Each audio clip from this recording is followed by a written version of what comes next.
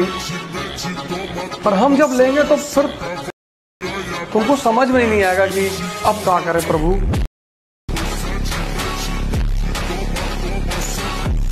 आत्ता जो तुम्ही प्रिव्ह्यू पाहिला तो क्रिएट करणं अगदी सोपं आहे। सर्व एडिटिंग या व्हिडिओमध्ये सांगितली आहे। जर कोणी आपल्या चॅनलवर नवीन आले असाल तर चॅनलला सबस्क्राइब करून बेल नोटिफिकेशन ऑलवरती सेट करून टाका। हा जो टेटस आहे आपण अलाइट मोशन मधून क्रिएट केला। सिंपली हा टेटस क्रिएट करण्यासाठी अलाइट मोशनला ओपन करायचं आहे। अलाइट मोशन ओपन केल्याच्या नंतर बिटमार्क प्रीसेट आणि सेकेपिक प्रीसेट हे दोन्ही प्रीसेट इंपोर्ट करून घ्यायचे। इंपोर्ट केल्याच्या नंतर बिटमार्क प्रीसेटला ओपन करायचं आहे। केल्याच्या नंतर बघू शकता काय तुम्हाला अशा प्रकारचा इंटरफेस बघायला मिळून जाणार। स्टार्टिंगला यायचं, स्टार्टिंगला आल्याच्या नंतर पहिल्या फोटोच्या लेअरवरती क्लिक करायचं आहे। कलर फिलवरती जाऊन नंबरच्या आयकॉनवरती क्लिक करायचं आहे। केल्याच्या नंतर जो फोटो तुम्हाला ॲड करायचा आहे त्या फोटोवरती क्लिक करून प्लस आयकॉनवरती क्लिक करून घ्यायचा आहे। केल्याच्या नंतर तुमचा फोटो इथे ॲड होऊन जाणार। ॲड झाल्याच्या नंतर पहिल्या व्हिडिओवरती यायचं आहे। आल्याच्या नंतर परत तुम्हाला इथं फोटो ॲड करायचा आहे। प्लस आयकॉनवरती क्लिक करून मीडियावरती यायचं आहे। जो फोटो ॲड करायचा आहे त्या फोटोवरती क्लिक करून थ्री डॉटवर जाऊन इथून फिल कंपोजिशन लेअरवरती क्लिक करायचं आहे। केल्याच्या नंतर फोटोच्या लेअरवरती क्लिक करायचं आहे। केल्याच्या नंतर सगळ्यात लास्टला यायचं आहे। आल्याच्या नंतर 2 नंबरचा आयकॉन दिसते यावर क्लिक करायचं आहे।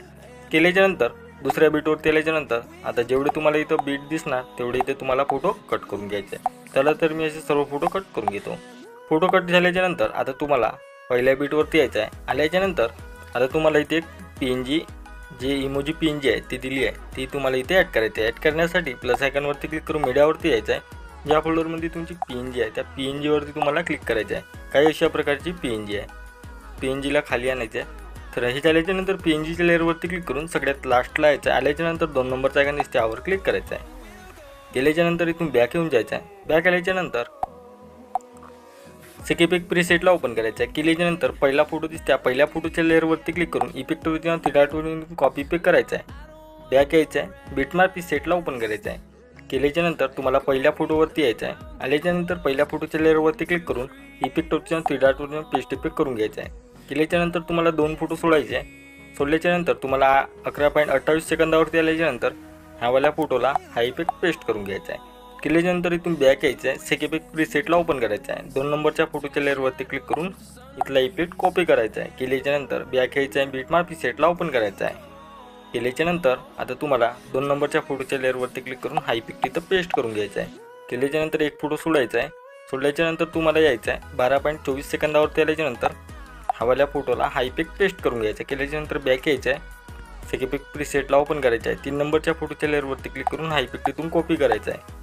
बॅक यायचं आहे। बिटमार्क प्रीसेटला ओपन करायचं आहे।